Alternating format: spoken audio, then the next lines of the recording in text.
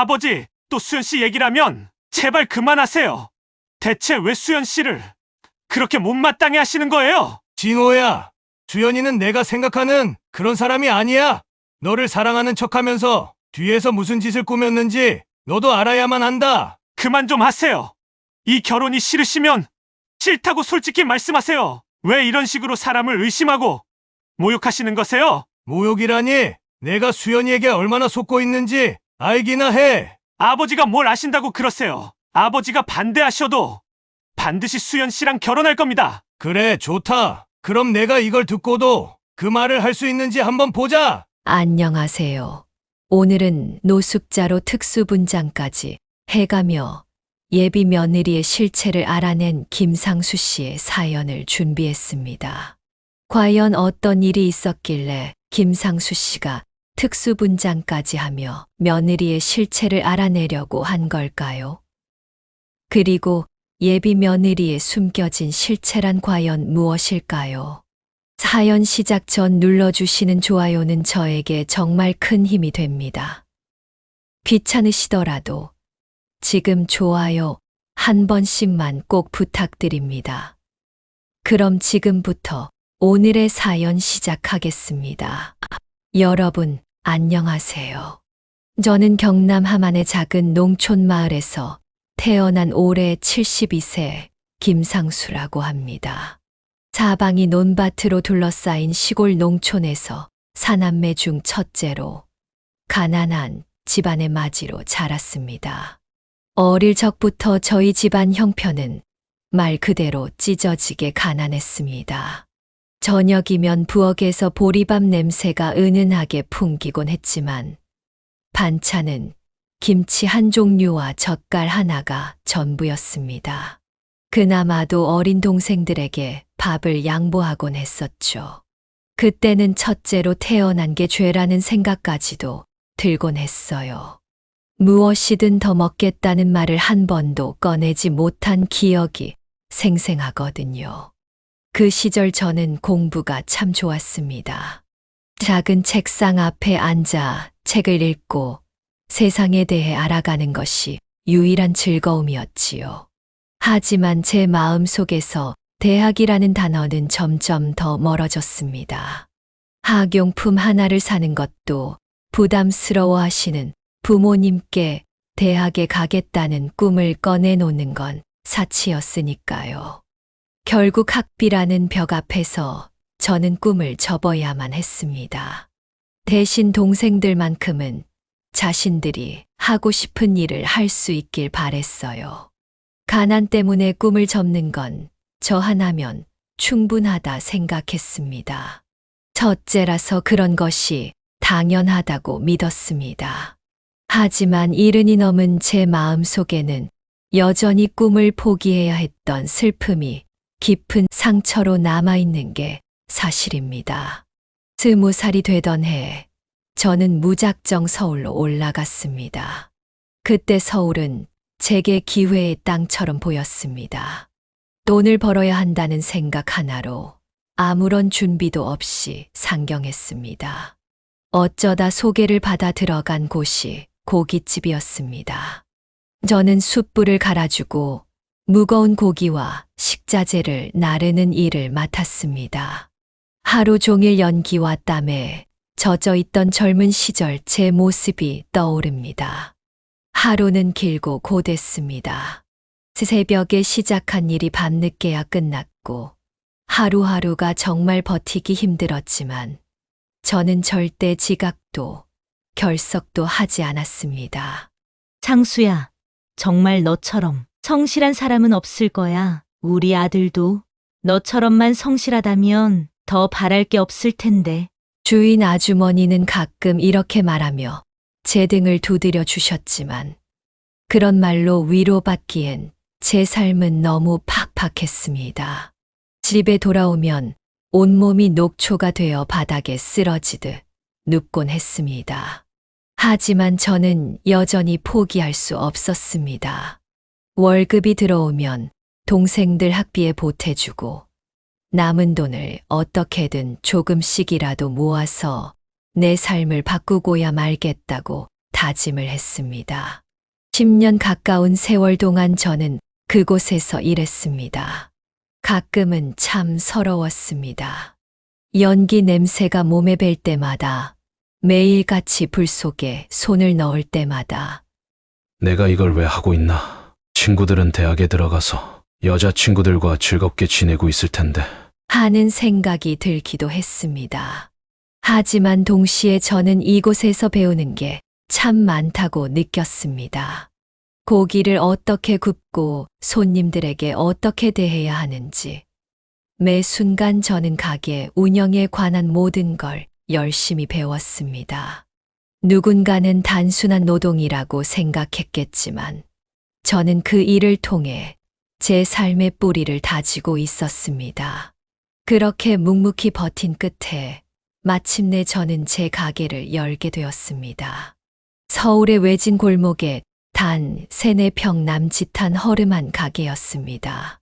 가게 문을 열던 첫날, 저는 벅찬 마음으로 어서 오세요. 정성껏 모시겠습니다. 를 외쳤습니다. 손님은 별로 없었지만 저는 품질과 성실함 하나로 이 가게를 키우겠다고 다짐했습니다. 고기가 신선하지 않으면 장사를 하지 않았고 손님 한 명 한 명에게 진심을 다했습니다. 그러면서 저는 작은 꿈을 키워갔습니다. 어쩌면 나도 이 작은 가게에서 시작해 언젠가는 큰 가게를 가질 수 있지 않을까? 하는 희망이었습니다. 작은 불씨처럼 피어난 그 꿈은 제 가슴 속에서 점점 더 커져가고 있었습니다. 그렇게 다시 20년이란 세월이 쏜살같이 지나갔습니다. 처음 가게를 열었을 때 30살의 젊었던 저는 나이 50의 중년이 되어 있었어요. 좁은 가게에서 하루 종일 손님 몇 명을 받던 시절을 지나 어느새 제 가게는 300평대의 대형 매장이 되었고 2호점, 3호점까지 확장하게 되었습니다. 이제는 직원들로부터 회장님이라는 소리까지 들으며 사업이 번창하고 있었습니다. 하지만 그 모든 성공 속에서도 저는 젊은 시절처럼 늘 바빴습니다. 좋은 고기를 들여오기 위해 계속해서 새로운 거래처들을 찾아다니고 직원 교육과 매장 관리를 하다 보면 쉴 틈이 없었습니다. 노력한 만큼 결과가 따라왔지만 그 과정에서 제 삶의 중요한 것들을 잊고 있었던 겁니다. 가장 큰 피해를 본 사람은 바로 제 아내였습니다. 제 아내는 제가 바쁜 와중에도 늘 내 옆을 지켜주었고 집안의 모든 일을 도맡아 했습니다. 늘 밝은 얼굴로 나를 맞이했지만 제가 얼마나 무심한 남편이었는지는 시간이 지나고 나서야 알게 되었습니다. 저는 늘 돈이 인생에서 제일 중요하다고 생각하며 살았으니까요. 대학에 가지 못했던 이유도, 어릴 적 부모님들이 고생했던 이유도 모두 돈 때문이라고 생각했으니 돈을 버는 일이 곧 가족을 위한 일이라고 믿어왔습니다. 어느 날 문득 오늘이 아내의 생일이라는 걸 뒤늦게 알게 됐습니다. 이상하게도 마음이 울적했습니다. 문득 이런 생각이 들더군요. 우리 아내에게 나는 어떤 남편이었을까? 갑자기 미안한 마음이 들어 퇴근길에 꽃집에 들렀습니다. 난생 처음 아내를 위해 장미꽃 한 다발을 샀지요. 집에 돌아가는 길, 아내가 좋아할 모습을 상상하며 발걸음이 빨라졌습니다. 하지만 집에 도착하자 예상과는 다른 장면이 저를 기다리고 있었습니다. 아내는 식탁에 앉아 있었고 눈가가 벌겋게 물들어 있었습니다. 저는 그 순간 숨이 멎는 줄 알았습니다. 당신 왜 그래? 무슨 일이야? 제가 다급하게 물었더니 그녀는 눈물을 닦아내며 말했습니다. 여보, 나 암이래요. 요즘 들어 몸이 너무 피곤해서 병원에 갔더니 내가 암이라는 거 있죠. 그것도 췌장암이래요. 아내의 그 말은 저를 땅으로 내리꽂는 것 같았습니다. 어떻게 이런 일이 있을 수 있을까 싶었지요. 그동안 저는 가족을 위해 일한다고 믿으며 살아왔습니다. 하지만 그 순간 깨달았습니다. 내가 돈을 벌고 더 나은 삶을 만든다고 믿는 동안 가장 소중한 사람이 외로움 속에서 혼자 울부짖고 있었던 겁니다. 저는 아내의 얼굴을 보며 아무 말도 할 수 없었습니다. 손에 든 장미꽃은 더없이 초라해 보였고 내가 얼마나 무책임한 남편이었는지 새삼 깨달았습니다. 치료가 시작되었지만 결과는 좋지 않았습니다. 암이 이미 많이 진행된 상태였던 겁니다. 병원 침대에 누워있는 아내를 볼 때마다 가슴이 찢어지는 것 같았습니다. 내가 왜 그동안 당신에게 더 잘하지 못했을까? 가장 소중한 사람에게 왜 이렇게 무심했던 걸까? 하는 후회가 밤낮으로 밀려왔습니다. 아내가 점점 힘을 잃어갈수록 제 마음도 깊은 구렁텅이에 빠져들었습니다. 아내는 제게 괜찮아. 이럴 때일수록 희망을 잃으면 안 된대. 라는 말을 반복했지만 그 말이 더욱 가슴 아프게 다가왔습니다. 마지막 날이 다가왔을 때 저는 아내의 손을 꼭 잡고 말했습니다.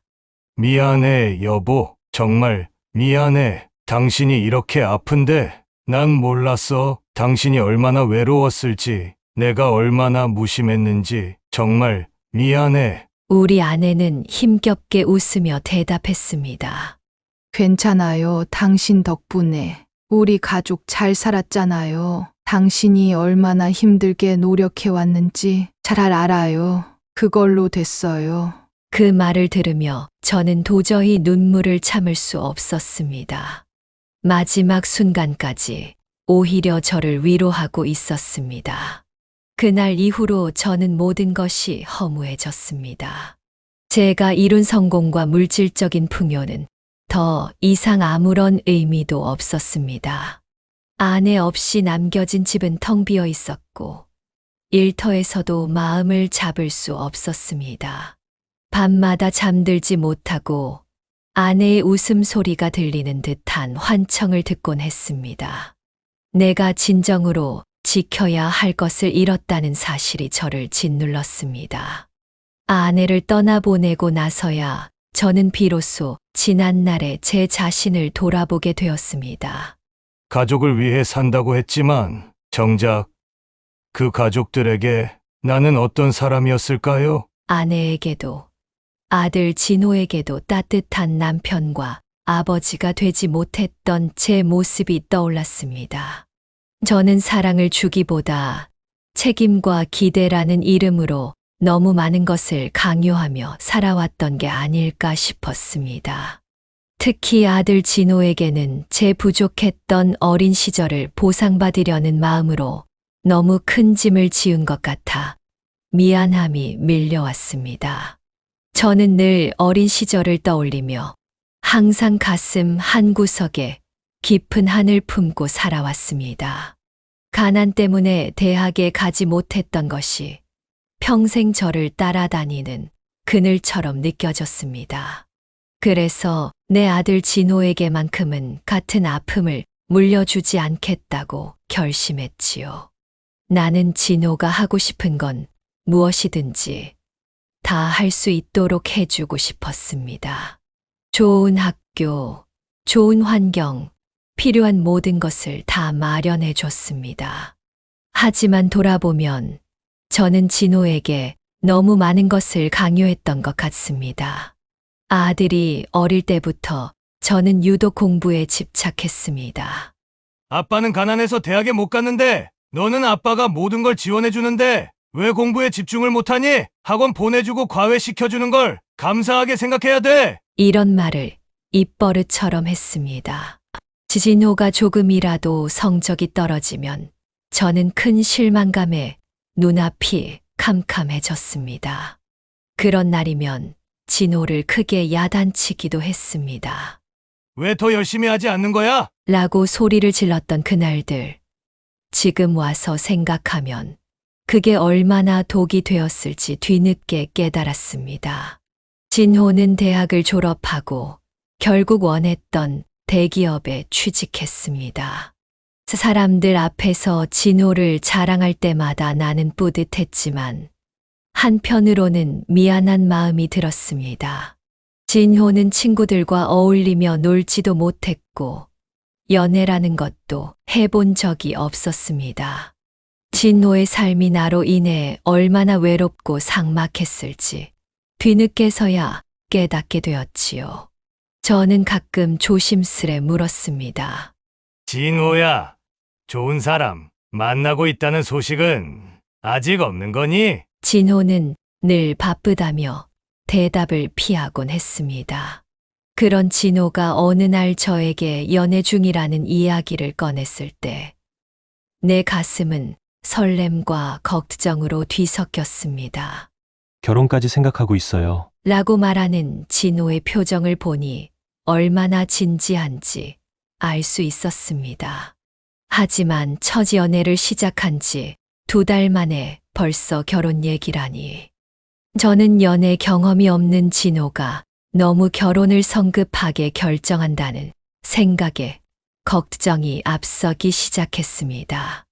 그리고 무엇보다도 아들의 결혼 상대가 어떤 사람인지, 아들에게 진정으로 좋은 사람인지 알고 싶었습니다. 며칠 후 진호는 여자친구와의 식사 자리에 저를 초대했습니다.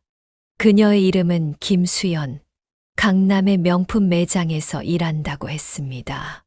저는 첫 만남에서부터 그녀가 내심 불안했습니다. 단정하고 수수한 모습을 기대했던 제 예상과는 달리 수연은 귀걸이와 목걸이로 화려하게 치장한 데다 가슴이 깊게 파인 옷을 입고 나타났습니다. 쇄골에는 문신까지 보였지요. 첫인상이 너무 강렬해서 저는 어떻게 말을 이어가야 할지 몰랐습니다.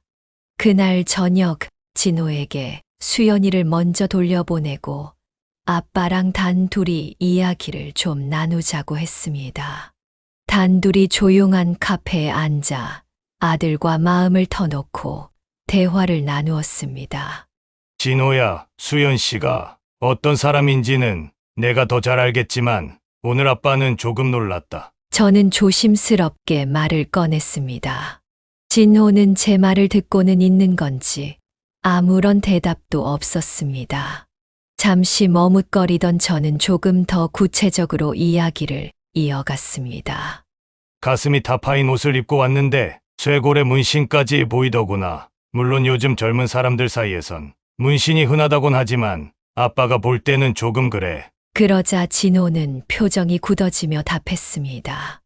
아버지, 요즘 시대에 문신이 뭐가 문제예요? 자기 개성을 표현하는 수단일 뿐인데 아버지는 너무 옛날 사고방식이에요. 저는 한숨을 내쉬며 대답했습니다.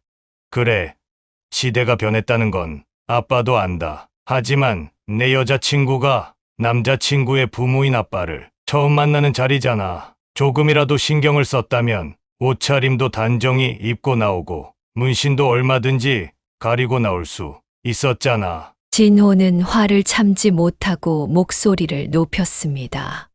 아버지는 너무 보수적이에요. 그런 식으로 사람을 판단하시면 안 되죠. 수연 씨는 정말 성격도 좋고 괜찮은 사람이라고요. 저는 마음속 깊은 불안감을 억누르며 대답했습니다.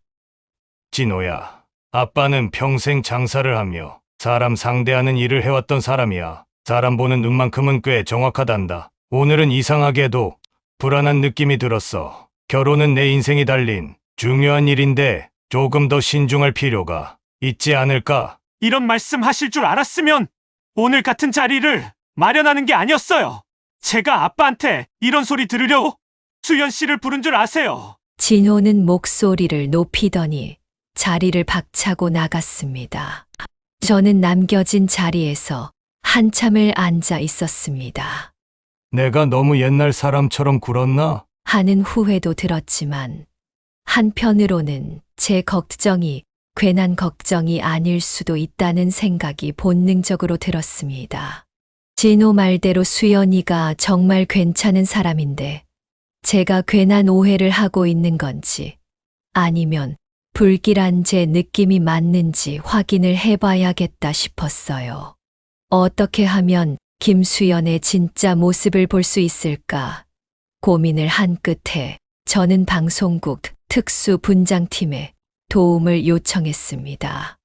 얼굴에는 주름과 다크서클을 그려넣고 헌 옷을 꺼내 입었습니다. 오래된 낡은 셔츠와 색이 다 빠지고 해진 청바지, 쭈글쭈글해진 구두까지 구해와서 신으니 완전히 다른 사람이 되어 있었습니다. 김수연이 일한다는 명품 매장 앞에 서니 마음이 조금 떨렸습니다.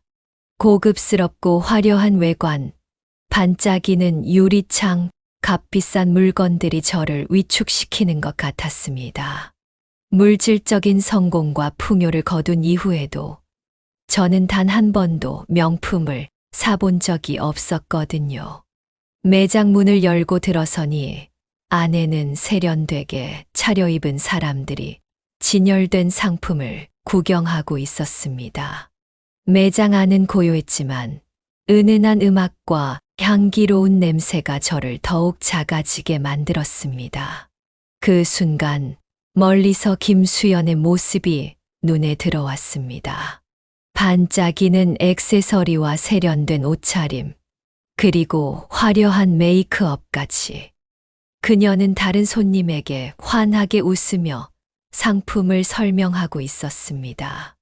저는 숨을 고르고 그녀가 응대를 끝낼 때까지 기다렸습니다. 그리고 조심스럽게 그녀에게 다가갔습니다. 안녕하세요. 이 가방이 마음에 드는데 얼마 정도 하나요? 제가 가방을 가리키며 가격을 묻자 김수연은 제 얼굴을 흘깃 보더니 한심하다는 듯 웃으며 대답했습니다. 이 가방이요? 1200만 원이요. 근데 손님, 이런 가방이랑은 거리가 멀어 보이시는데요? 진짜 사려고 물어보시는 거예요? 아니면 그냥 구경만 하러 오신 거예요? 비웃음 섞인 말투에 몹시 불쾌했지만 저는 애써 무시하며 다시 물었습니다. 생각보다 많이 비싸네요. 그럼 저 옆에 걸린 코트는 얼마 정도 하나요? 수연은 한숨을 크게 내쉬며 고개를 살짝 젓더니 대놓고 짜증 섞인 목소리로 대답했습니다. 저 코트요? 1600만 원이에요. 1600만 원! 그런데 손님, 저 가방도 비싸다고 하시면서 이 코트를 무슨 수로 사시했다는 거예요? 저기 죄송한데 한 달에 얼마 정도 버세요? 이런 데는 웬만큼 벌지 않으면 들어오지도 못하는 곳이에요. 아저씨 같은 분들이 오시는 곳이 아니라고요. 저는 그녀의 태도에 점점 화가 치밀었지만 억지로 화를 꾹꾹 참고 다시 물었습니다. 그게 무슨 말씀이시죠? 여긴 저 같은 사람은 와서도 안 되는 곳인가요? 그 말을 들은 김수연은 아예 대놓고 비웃으며 말했습니다.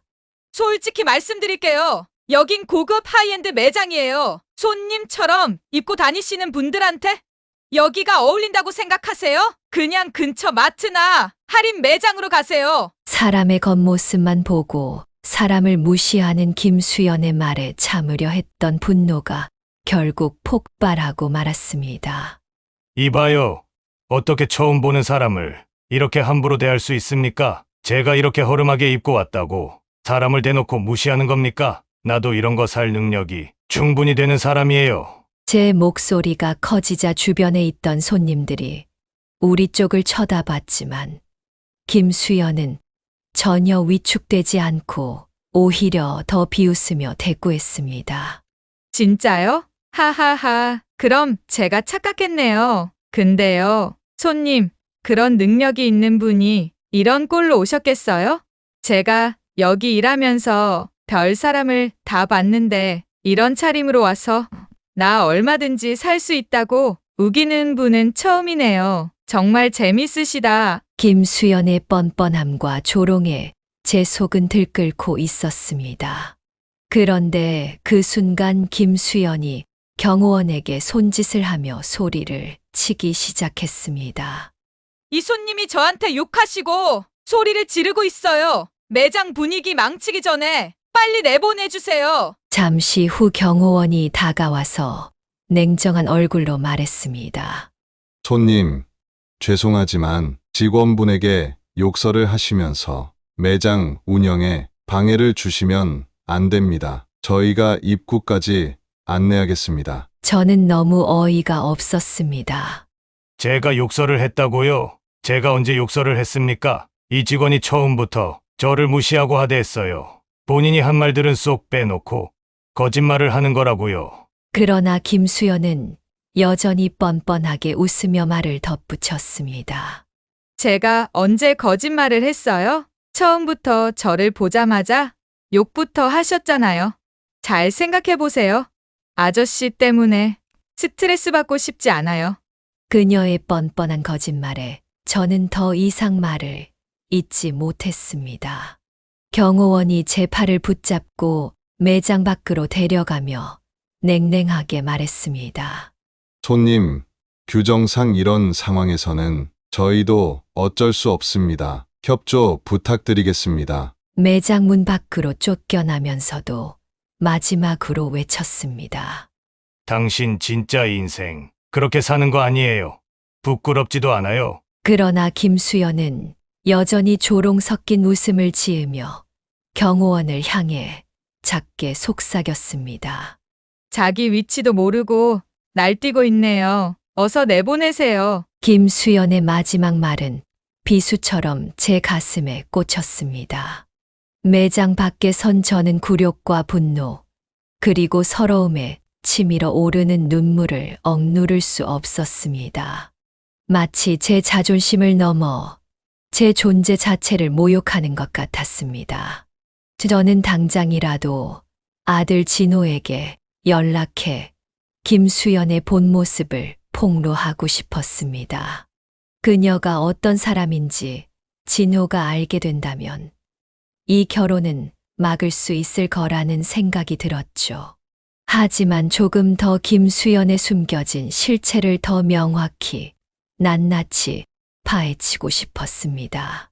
김수연이 숨기고 있는 진실을 완전히 드러내어 우리 아들 진호가 거부할 수 없을 만큼 확실한 증거를 보여줘야 한다고 생각했죠. 분노와 책임감이 뒤섞인 감정 속에서 저는 결심했습니다. 진호를 위해서라면 조금 더 참아야 한다. 그녀의 숨겨진 본 모습을 끝까지 밝혀내겠다고 말입니다. 며칠간 고민한 끝에 저는 다시 김수연을 시험하기로 결심했습니다. 정체를 숨기기 위해 며칠 동안 목소리 연기까지 연습을 하고 방송국 특수분장팀을 다시 불렀습니다. 이번에는 완전히 다른 모습으로 변신하기로 했습니다. 오래된 옷 대신 제가 정말 아끼는 고급 정장을 꺼내 입고 빛나는 금태 안경을 쓰고 머리카락엔 무스를 발라 뒤로 단정히 넘겼습니다. 세련된 가죽 구두를 신고 나니 마치 대기업 회장이라도 된 기분이 들더군요. 분장을 마친 뒤 거울에 비친 제 모습을 보며 스스로도 낯설다고 느꼈습니다. 저는 다시 김수연이 일하는 명품 매장으로 향했습니다. 이번에는 과연 어떤 태도로 저를 대할지 똑똑히 지켜볼 생각이었습니다. 매장에 들어서니 김수연은 다른 손님에게 활짝 미소를 보이고 있더군요. 그 순간 제가 매장 안으로 들어서자 김수연의 시선이 저를 향했습니다. 그러곤 잠시 멈칫하더니 이내 환한 미소를 지으며 다가오더군요. 안녕하세요, 회장님. 어쩐 일로 저희 매장을 찾아주셨나요? 분장한 제 모습을 언제 봤다고 저를 회장님이라고 부르는 걸까요? 김수연의 태도는 처음과는 180도 달라져 있었습니다. 목소리에는 다정함이 묻어났고 눈빛은 기대감으로 반짝였습니다. 저는 아무렇지 않은 척 그녀의 안내를 받으며 매장을 둘러보았습니다. 이 옷 좀 입어볼 수 있을까요? 제가 가리킨 옷은 화려한 디자인의 고급 수트였습니다. 그럼요, 회장님. 정말 잘 어울리실 것 같아요. 한번 입어보실래요? 마치 영화 속 주인공 같으실 겁니다. 그녀는 옷을 가져다 주며 끊임없이 칭찬을 늘어놓았습니다. 저는 피팅룸에서 옷을 갈아입고 나왔고 그녀는 한 걸음에 달려와 손뼉을 쳤습니다. 정말 멋지세요. 연예인이라고 해도 믿을 정도예요. 정말 회장님께 딱 맞는 옷입니다. 저는 김수연의 태도가 너무나 극단적으로 변한 것이 도저히 믿기지 않았습니다. 저번에 낡은 옷을 입고 왔을 때는 그렇게 하찮게 대하고 사람을 무시하더니 지금은 마치 최고급 고객이라도 된 것처럼 극진히 대접하고 있었기 때문이죠. 그녀는 계속해서 다른 옷들을 들고 와 권했습니다. 이 옷도 입어보세요. 회장님 같은 분께 딱 어울릴 거예요. 갑자기 김수연이 제 옆에 다가와 팔짱을 끼더군요. 그러곤 제 눈을 쳐다보며 웃음을 지어 보였습니다. 너무나 달라진 태도에 심장이 멎을 만큼 큰 충격을 받았습니다. 김수연이 보여주는 과한 친절과 웃음. 그녀의 본 모습을 알고 있으니 마치 헛구역질이 날 것만 같더군요. 옷이 정말 멋지긴 한데 생각보다 가격이 조금 비싸네요. 조금 더 고민해보고 결정하겠습니다. 다음에 다시 오도록 하죠. 제가 조심스레 말하자 김수연의 표정이 순간 차갑게 굳어졌습니다.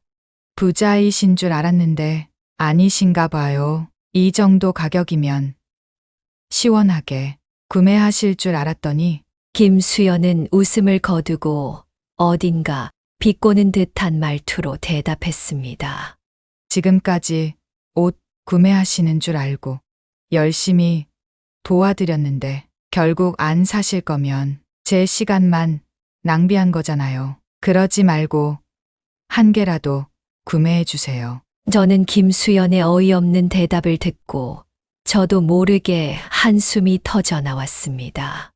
원래 뭐든지 물건을 살 때는 신중하게 고민해야 하는 법 아니겠습니까? 그러자 김수연은 어이없다는 듯 웃으며 말했습니다.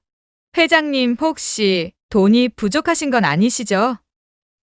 에이, 부자처럼 보이시는데 설마 돈이 부족하시겠어요? 여기서 옷 몇 개 사주시면 제가 밖에서 따로 한번 만나드릴게요. 그 순간 저는 김수연의 본성이 적나라하게 드러나는 것을 느꼈습니다.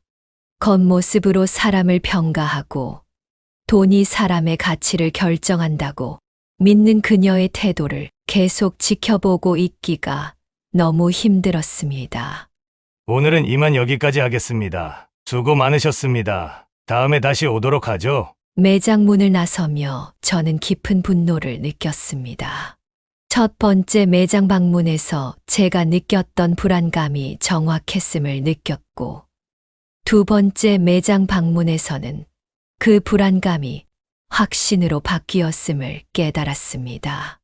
그녀는 언제나 사람을 철저히 계산하고 있었습니다. 김수연에게 중요한 것은 사람의 마음이나 진심이 아니라 돈과 지위, 겉으로 드러나는 성공인 게 분명했죠. 사람 자체에 대한 존중은 찾아볼 수 없었고, 그런 여자가 내 아들과 결혼을 한다 생각하니 참기 힘들 만큼 머리가 아파오기 시작했습니다. 이 결혼은 결코 우리 아들의 행복을 보장해 주지 못할 게 뻔했습니다.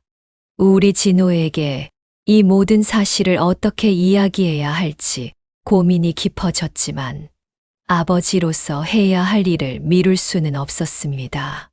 그녀의 본성과 태도를 있는 그대로 진호에게 알려주고 아들이 더 나은 선택을 할 수 있도록 돕는 것.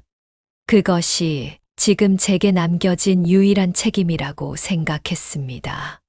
며칠 동안 고민하며 진호에게 이 사실을 어떻게 말할까 계획을 세우던 중 진호가 저를 찾아와 결혼식장을 잡았다는 이야기를 꺼냈을 때 저는 당황을 금치 못했습니다. 그 여자의 실체를 아들 진호에게 말해야겠다. 마음을 굳게 먹고 있었지만 막상 진호가 결혼식장까지 잡았다는 이야기를 듣자 그 말을 꺼낼 용기가 나지 않았습니다. 첫 연애에서 이미 결혼까지 생각하고 있는 아들이었기에 그 여자의 진짜 모습을 알게 되면 얼마나 큰 상처를 받을지 두려웠습니다. 그러나 이 결혼을 그냥 두고 볼 수만도 없었습니다. 진효가 그 여자에게 속아 평생을 불행하게 살 것을 생각하면 가만히 있을 수 없었습니다. 어떻게든 이 결혼을 막아야 한다는 생각과 진실을 전했을 때 진호가 받을 충격에 대한 걱정이 뒤엉키더군요. 순간 제가 진실을 얘기할 용기가 생기기 전까지 조금 시간을 벌어야겠다 생각이 들었습니다. 생각해보니 아직 김수연의 부모들을 만나본 적도 없었거든요. 저는 진호에게 조심스럽게 물었습니다. 진호야, 결혼은 너희 둘만의 일은 아니란다. 수연이 부모님은 만나봤니? 그래도 먼저 상견례는 해야 하지 않겠어? 제가 물어보자 진호는 어색한 표정을 지으며 말했습니다. 아버지, 사실 수연 씨가 어렸을 때 불우한 환경에서 자랐거든요. 그래서 그런지 부모님과는 완전히 연을 끊고 지낸 지 10년도 넘었대요. 그 말을 듣는 순간 가슴 깊은 곳에서 서늘한 기운이 올라왔습니다. 부모와 자식이 연락을 끊을 만큼 불우한 환경이라니 도대체 어떤 사연이 있었길래 그렇게 되었을까요? 불우한 환경에서 자랐다고? 어떤 환경이길래 부모님하고 연락까지 끊었는지 아니? 제가 재차 묻자 진호는 고개를 숙이며 말했습니다. 저도 자세히는 몰라요. 수연 씨가 저한테는 그냥 많이 힘들게 자랐다고만 이야기했어요. 더 이상 물어보지 말아달라고 해서 저도 깊이 묻지 않았어요. 그 말을 듣는 순간 가슴속 깊은 곳에서 서늘한 기운이 올라왔습니다. 부모와 연락을 끊고 살아간다는 것은 결코 가벼운 일이 아니기 때문입니다. 저는 천천히 말을 이어갔습니다. 진호야, 개인적인 가정사이긴 하지만 적어도 남편이 될 너한테만큼은 비밀이 있어선 안 돼. 결혼은 신뢰가 바탕이 돼야 하는 법이야. 그런데 내가 수연의 과거를 전혀 모른다는 건 아직 결혼할 사이가 아니라는 반증이야. 하지만 진호는 여전히 수연의 편을 들며 말했습니다. 아버지, 수연 씨도 나름의 이유가 있을 거예요. 제가 그냥 그녀를 이해하고 받아들이면 되는 거 아닌가요? 왜 그렇게까지 수연이를 의심하시는 거예요? 아들의 말은 단호했습니다. 저는 진호가 이미 그녀에게 깊이 빠져 있다는 것을 느꼈습니다.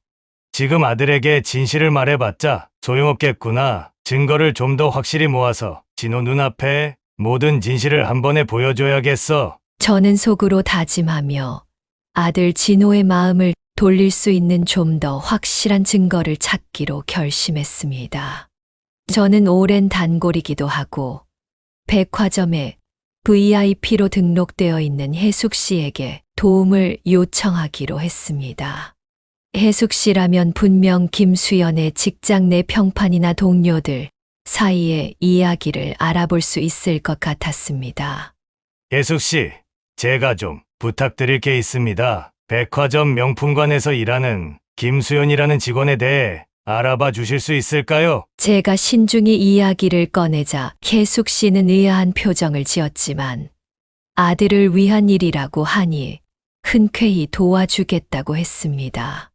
혜숙 씨는 며칠 후 다시 저를 찾아와 백화점에서 김수연의 동료들과 직접 나눈 대화를 들려주었습니다. 혜숙 씨는 녹음을 틀기 전 조심스럽게 말했습니다. 사장님, 제가 직접 물어보니 정말 충격적인 이야기들이 많았습니다. 조금 마음의 준비를 하고 들으셔야 할 것 같아요. 녹음이 시작되자 김수연의 동료 직원으로 보이는 박민지라는 여자의 목소리가 들려왔습니다. 김수연이요? 결혼 준비 중이라면서 하루 종일 자기 자랑만 했어요. 특히 그 남자친구 자랑이 보통이 아니었어요. 부잣집 아들이라며 아주 대단한 사람처럼 떠벌리더라고요. 너무 속물 같은 말들만 해서 듣기가 불편할 정도였다니까요. 혜숙 씨가 물었습니다. 속물 같은 말이라니. 무슨 이야기들을 했길래요? 김수연의 동료 직원이 한숨을 쉬며 대답했습니다. 부잣집 아들을 꼬셔서 평생 편하게 먹고 살 거야. 라고 말했어요. 그리고 그 남자 어리숙하고 순진해서 내가 원하는 대로 조종하기 딱 좋아. 라는 말까지 하더라고요. 듣고도 귀를 의심했어요. 결혼하면 선물도 더 많이 받을 거라고 했고요. 또 다른 직원이 끼어들며 말했습니다. 맞아요. 선물 못 사준다고 하면 헤어지자고 하면 돼. 그러면 울면서 결국 선물을 사온다니깐 참 웃기지 않아? 라고까지 했어요. 저희끼리는 정말 저런 사람이 있나 싶었죠. 그 말을 듣는 순간 제 얼굴에 열이 확 올라왔습니다. 내 아들을 그렇게 조롱하듯이 말하다니 도저히 참을 수 없었습니다. 하지만 녹음 속 이야기는 계속 이어졌습니다. 근데 더 황당했던 건 김수연이 자기 부모님 얘기를 꺼냈을 때였어요. 부모님이 시골에서 가난하게 사신다고 했는데 그러면서 이렇게 말했어요. 우리 부모님 가난하고 시골에서 살아서 쪽팔려. 내가 일부러 연락 끊었다니까? 그런 사람들을 남자친구네 아빠한테 소개하면 내가 어떻게 보이겠어. 그냥 부모님 없다고 하면 돼. 그게 깔끔하고 좋지. 그 말을 듣고 우리 모두 입이 떡 벌어졌어요. 또 다른 직원이 흥분한 목소리로 말했습니다. 맞아요. 부모님을 부끄러워하다니. 저희도 다 집안이 대단한 건 아니지만 그렇게 부모님을 부정하는 건 도저히 이해가 안 되더라고요. 녹음이 끝났을 때 저는 말문이 막혔습니다. 내 아들이 사랑한다고 말했던 여자가 우리 진호의 순진함을 이용해 자신의 욕망을 채우려 했다는 사실에 피가 거꾸로 솟는 것 같았습니다. 그리고 자신의 부모를 부정하고 그런 말을 아무렇지 않게 떠벌렸다는 것에도 인간으로서 분노를 금할 수 없었습니다. 혜숙 씨는 녹음기를 끄며 저를 바라보았습니다. 사장님, 제가 이걸 전해야 하나 많이 고민했지만 진실을 아셔야 할 것 같아서요. 김수연이라는 사람은 다른 사람을 진심으로 대하는 사람이 아니에요. 오로지 돈에만 관심이 있는 사람이 분명해요. 저는 고개를 끄덕이며 녹음기를 받아들었습니다. 예숙 씨, 정말 고맙습니다. 이 녹음이 우리 아들에게 정말 큰 도움이 될 겁니다. 그날 밤 저는 깊은 생각에 잠겼습니다. 진호에게 이 모든 사실을 어떻게 전할지, 우리 아들 진호가 얼마나 큰 충격을 받을지 걱정이 되었습니다. 하지만 더 이상 시간을 끌 수는 없었습니다. 하루빨리 진실을 알려주고 이 결혼을 막아야만 했습니다. 제 손에는 그녀의 추악한 본 모습이 담긴 확실한 증거들이 3개나 있었습니다. 이제 아들에게 그 진실을 보여줄 차례였습니다. 진호야, 아빠는 너의 행복을 위해 이 모든 걸 하는 거란다. 부디 아빠 마음을 알아줬으면 한다. 저는 마음을 다잡으며 다음 날 아들과 마주할 마음의 준비를 했습니다. 다음 날 저는 진호를 불러 그동안 있었던 모든 이야기를 전했습니다. 하지만 진호는 제 말을 쉽게 믿지 않았습니다. 아버지, 수연 씨가 그렇게 나쁜 사람일 리가 없어요. 아버지가 저희 결혼을 반대하시니까 일부러 이런 얘기를 만드신 거 아니에요? 아들의 말에 저는 잠시 말을 잃었습니다. 아들의 마음이 그 여자에게 완전히 사로잡힌 것이 느껴졌기 때문입니다. 그러나 저는 그냥 포기할 수 없었습니다. 심호흡을 크게 한 번 하고 제가 가진 녹음 파일을 하나씩 들려주기 시작했습니다. 첫 번째 파일은 김수연이 매장에서 거짓골을 하고 있던 저를 인간 취급도 하지 않았던 목소리였습니다. 김수연의 차가운 말투와 비아냥거리는 태도가 그대로 담겨 있었죠. 여긴 아저씨 같은 가난한 사람이 올 곳이 아니에요. 한 달에 얼마 번다고 여기 찾아오는지 모르겠지만 영업 방해하지 말고 얼른 꺼지세요. 그걸 듣는 진호의 표정은 점점 굳어지기 시작했습니다.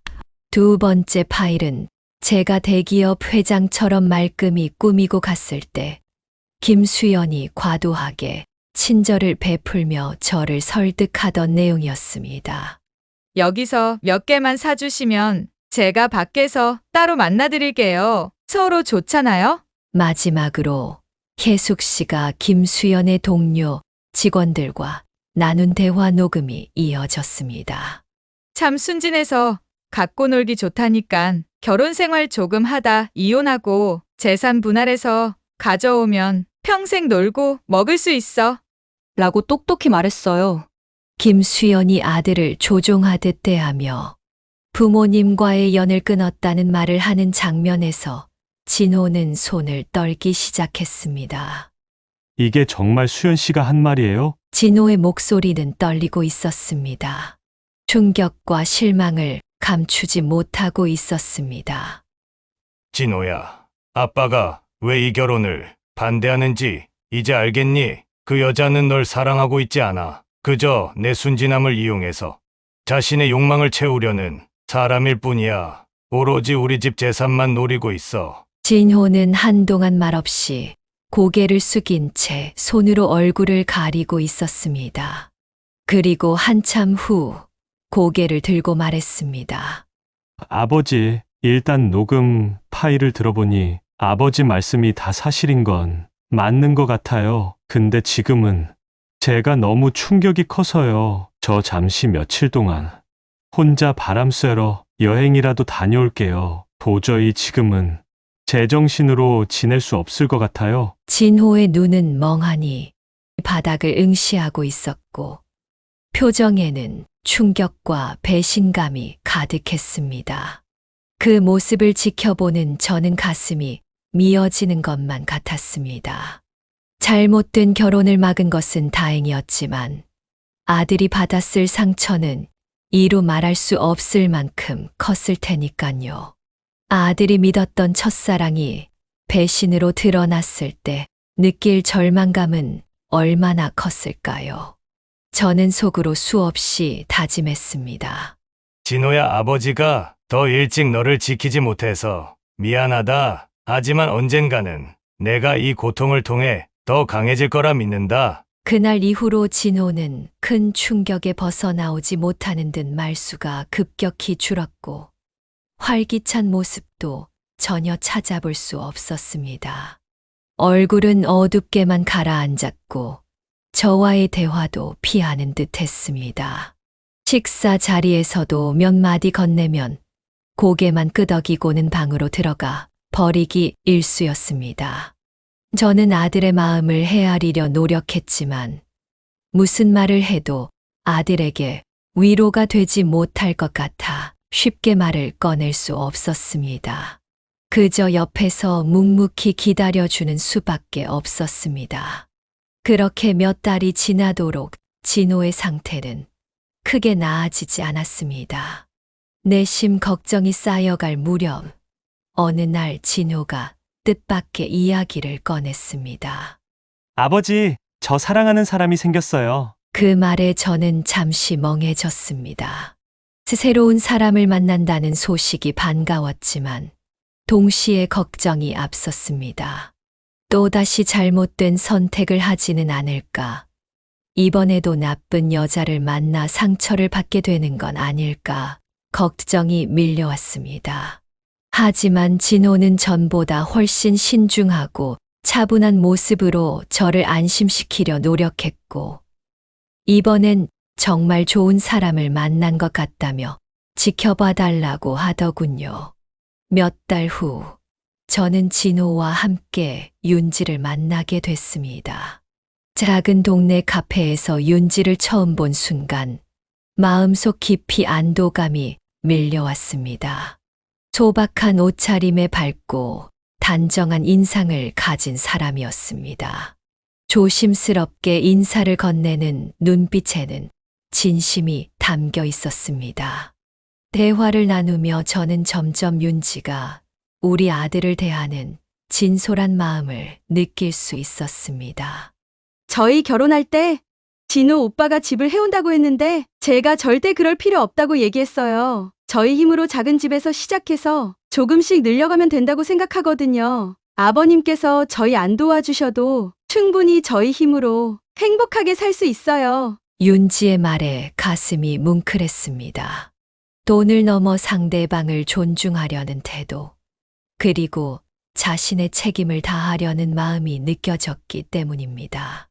윤지를 바라보는 진호의 얼굴에는 행복하고 편안한 표정이 가득했습니다. 윤지를 만나고 집에 돌아오는 길, 저는 진호에게 조용히 제 생각을 말했습니다. 진호야, 아빠가 이제야 마음이 편하다. 윤지 같은 사람이라면 내가 행복할 수 있을 것 같아. 진호는 밝게 웃으며 대답했습니다. 아버지, 저도 이번에는 정말 자신 있어요. 천천히 신중히 그리고 진심으로 윤지 씨를 더 알아가겠습니다. 저는 아들의 새로운 사랑을 응원하며 이제야 비로소 제 마음이 편안해진 걸 느꼈습니다. 진호가 이번에는 진정한 사랑을 찾았다고 믿으며 아들의 미래에 행복만이 가득하기를 바랄 뿐이에요. 자식이 진정으로 사랑받고 존중받으며 살아가는 모습을 볼 수 있다는 것. 그것이 부모로서 느낄 수 있는 가장 큰 기쁨이라 생각하기 때문입니다.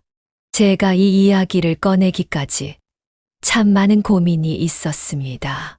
하지만 제 이야기가 또 다른 누군가에게 도움이 될 수 있다는 생각에 이렇게 털어놓을 수 있었습니다.